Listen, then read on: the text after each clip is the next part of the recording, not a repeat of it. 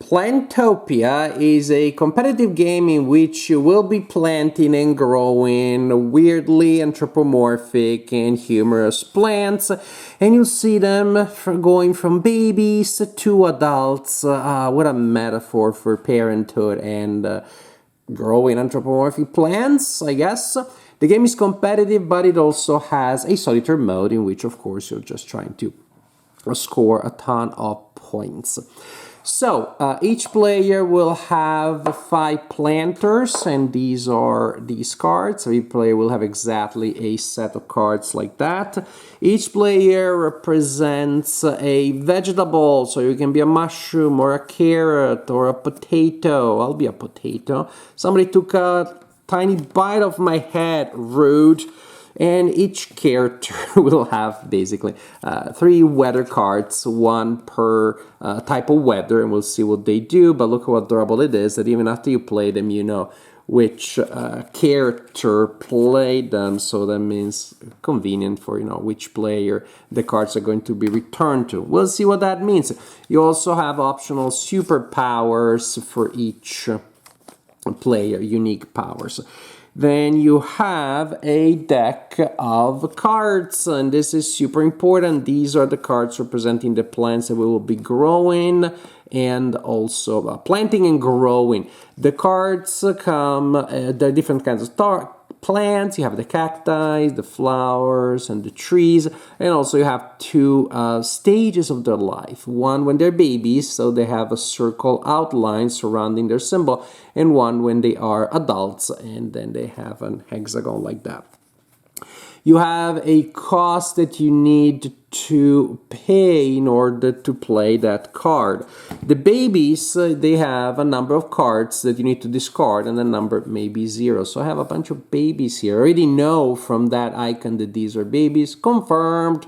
Suppose that I decide to plant the buttercup, and then I need to discard 2 cards from hand because it says so right here. When you plant a card, it starts from level 0. I can put in any of my empty planters as long as I place them there at level 0.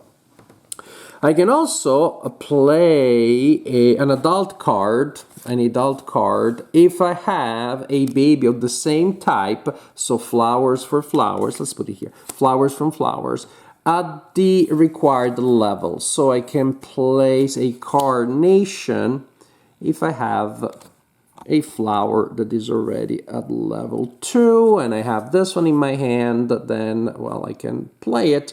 I discard the carnation. I cut the buttercup, which turned out to be a baby carnation, and I plant the adult carnation. Again, every time that you plant, something starts from level 0 again. But it'll score me more points, so that's good, trust me. Because there's a number of points that you will score at the end of the game. For babies, 1 point per level. For adults, 2 points per level. Plus the adults also have extra scoring conditions that you can see at their bottom, as opposed to the babies. When you plant them, they have a lightning bolt, which means you get an advantage. You simply execute what it does that. So the turn starts with everybody drawing a new card, placing it in their hand. There is no maximum number of cards in hand, and there are a lot of effects that will give you extra cards, so that's awesome. Then everybody plants a card. Suppose that I decide to plant this one here, so it's a baby. I need to discard another card, and I put it at level 0. Then after everybody went to the planting phase, in which usually your main action will be to plant. You can also instead choose to draw 5 cards and discard 3, or to grow, which is to pay once again the cost indicated there and to grow a plant. So during the planting phase, you'll do 1 action. Usually you want to plant a card, but those are the things are available. Then we got to the weather phase, in which, remember, each player has a set such as this one. And everybody will select a single card to play during the weather phase. There will always be 5 cards played. That means that if you don't have 5 players, suppose we have 3 players, tomato, mushroom, and potato, we take the other cards and we shuffle them, and then we draw randomly to see what the other weather cards are.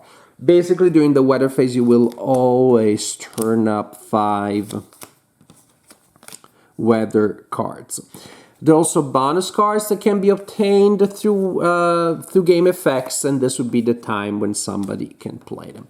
After all the cards have been revealed, then the plants will grow if the corresponding weather has been made available. So, okay, the cutatus grows if there is one wind, at least one wind and one sun, so cutatus goes up by 1 level. Whoops. And the carnation wants 2 wind cards and a sun. That also works. And that's how we grow. And again, ideally, you want to plant during the planting phase and let the weather do your growing for you. But there are also a couple of other options. You continue like this until somebody has 4 adult plants in play. And that triggers the end of the game, and then you count points. Again, each plant will be worth some points, as indicated there, plus the adults will have other ways of giving you points for different things. For example, 2 points for each plant of that type that you have, 2 points for each plant at level 3, and so on and so forth. And this is how you play Plantopia. Plantopia is a cute little game. I don't think it's gonna be the heavy hitter or the main course in a game night, at least not in my group. We like to start with something a little more intense usually. But for a filler, but for a second game of the night, then that works very well. Incidentally, that's exactly how we played it last Friday as the second game of the night after, Wild Gardens. And it kept up with the plant theme, which was sweet. Again, it's a simple light game that you can teach quite quickly because you don't need to teach your players about all the icons. You say, hey, plant a card. If you can't plant it, I'll let you know what other options are there, but usually people want to plant. Choose a weather card and we take it from there. And that's pretty much, you can get players start that with not a lot more than that. So it's nice when players have played maybe something big and they're looking for something quick, light, simple and fun. The humor is okay. Maybe there are people who will enjoy it more than me. I found it was pretty cute. But with a game that's simple, it's still pretty fun to try to pull off some combos, to figure out how to change some effects and some kind of plans. And there is more interaction than I expected because you want to see what other players are doing. The game may end abruptly if you did not pay attention to where other people are, and so maybe you were trying to build some nice combo that would pay off later and somebody decided to plant their 4th adult card right away just to mess with you. Another thing that is interesting, indirect interaction, is with the weather cards, because I'm seeing what you are likely to want to grow, and so on, say, okay, I need 2 wind and a sun, but I think Luca is gonna put a wind, and maybe Miriam is likely to play a sun, so I try to take that information into account, and of course they don't do it, and so it's fun, and I'm gonna laugh, and maybe you can even have an element of negotiation, which could be interesting. We didn't do it that way, and maybe it'll slow down the game too much, but that's an element. So trying to guess what other players are doing, it's an interesting way of having almost like a separate mini game. And since the weather usually will take up as much time, the weather phase, as the planting phase or more, almost like maybe that is the game and planting the card is the mini game. But no, not true. Planting a baby and implementing the effects, that has its own interest also. So very simple, very light, nothing particularly deep, but really entertaining.